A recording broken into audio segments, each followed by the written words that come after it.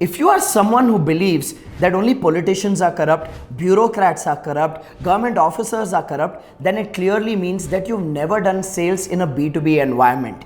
Anyone who's built a business in the B2B environment will tell you in the most reputed organizations, some of the most important positions are held by people who thrive on kickbacks, commissions and under-table exchanges in order for them to allocate projects or release tenders to vendors and suppliers.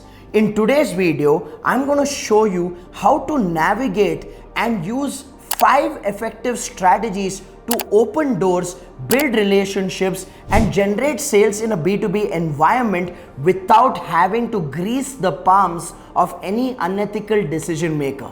Hi, my name is Rajiv Talreja and I really want to help you do business with dignity, integrity and with grace in a manner where you are not just treated as another supplier or vendor, but you elevate your positioning and demand the respect that you deserve as an entrepreneur when you're selling in a B2B environment.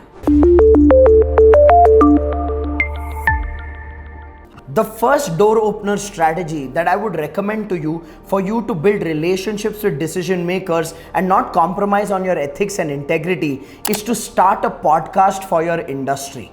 Think about it. People say no to sales meetings, but people rarely say no to interviews. Starting a podcast today for your industry is one of the easiest, classiest and one of the most gracious methods of opening doors and building a relationship with decision makers, where you're interviewing them on your show, diving into the subject matter expertise that they carry about that particular domain, and you are becoming a thought leader as someone who's building a platform of education for your industry. The interviewee loves you because you are giving them the spotlight. The audience and the industry loves you because you are creating a forum where knowledge is getting created, and you fall in love with yourself because you respect yourself not as a desperate salesperson but as a podcast host who's building relationships using podcasting as a strategy.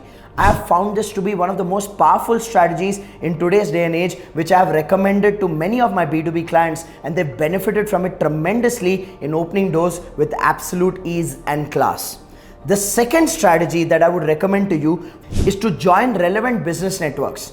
Business networks are a great place for you to build a casual relationship before you explore a formal relationship with the right people in your industry. Most business owners are lazy about this strategy and underestimate the power of business networking. But joining a network like a BNI or an Ascent or a Tajurba or a Click community or joining an industry association or body positions you at the right place with the right people, and every time you go to a prospect customer through a referral, your chances of conversion are high and you're not treated like just another cold vendor or supplier. So joining business referral networks and nurturing connections is a very practical, possible and powerful strategy for any business owner in a B2B environment to explore to generate leads for their business. The third strategy you can use in a B2B environment is to do data-based pitching. What do I mean by data-based pitching? The benefit of building a business in a B2B environment, there is enough information available in public domains about your target customer's business, about their challenges, about their financial position, especially if they are a company that is listed in the stock market. Now you can leverage this data, identify the gaps in their business and create a compelling case for your products or services by showcasing to that organization or that institution or that association or that body on how your product or service can solve their core business problems, and that can become your gateway to creating a compelling case to get an order from such clients. I want you to think about data-based pitching as a personalized marketing campaign where you are doing research about the challenges of the business that you are targeting for your products and services, and then you are pitching your product or service as the perfect solution for their existing challenges. The fourth strategy that I would recommend to you if you're a B2B business owner and you want to open doors and get deals and orders from your clients is to use content for reach, content for recall and content for results as a mechanism to attract, nurture and close deals. What do I mean by this? Look, we are in 2023. Every business today is a content business. The biggest mistake you can make as a B2B business owners is that you can assume that content marketing is for B2C business owners whose target customers are available on Facebook, Instagram, or YouTube. Let me tell you something. You are living in a la-la land. You have a big mental barrier and a misconception if you think that way. Today, even in a B2B environment, you can create educational content, you can create engaging content on platforms like LinkedIn, platforms like YouTube, and use these platforms to grab the attention of your target customer and attract curiosity from their side into your products or services. Beyond using these platforms for reach, you can also use content creation as a strategy to establish a recall value, because in a B2B environment, you go for meetings and appointments, you don't get requirements and orders immediately. Most of your prospect customers ask you to get in touch with them during the procurement season of their business. And by the time that procurement season comes, the energy you've created in that introductory meeting dies down.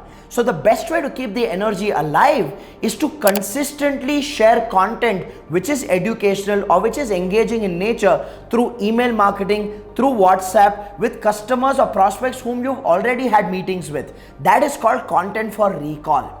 And finally, you can also use content for results, wherein you are sharing case studies and success stories and testimonials of some of your existing happy customers. You're showcasing your recent and your most prestigious projects, which creates a compelling case of credibility in the mind of your prospect, and they give you orders because they see the capability within you to execute and solve the similar problems for their business.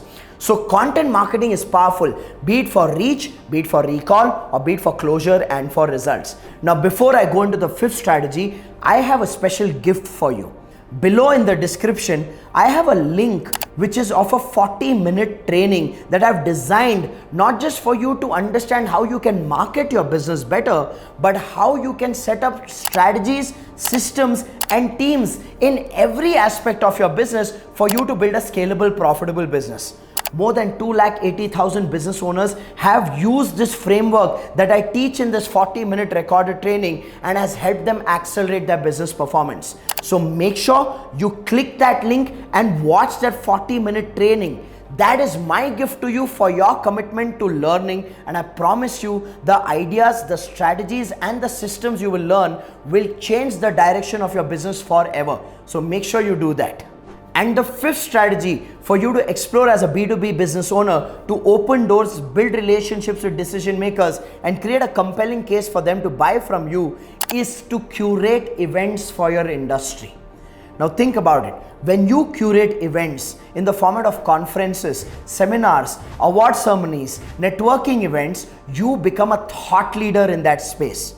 Now, if your budget allows you to curate physical events, go ahead and do that. But if your budget doesn't allow you to do that, you can always create online events which will barely cost you anything, and invite some of these decision makers as speakers, as panelists in a panel discussion, or recognize their achievements and their career through an awards platform, or put them in the room with people that they would like to network with so that they become grateful towards you.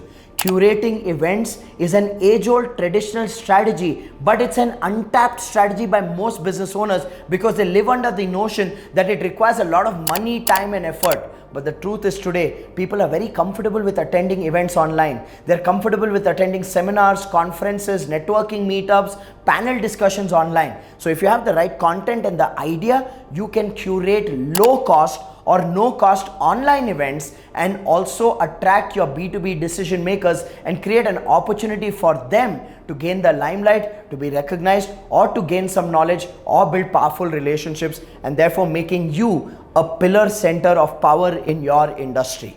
These are the 5 strategies that I had to share with you in this video. I hope you found that useful. Make sure you take action and watch that 40-minute special training that I've curated for you. I look forward to seeing you in my next video.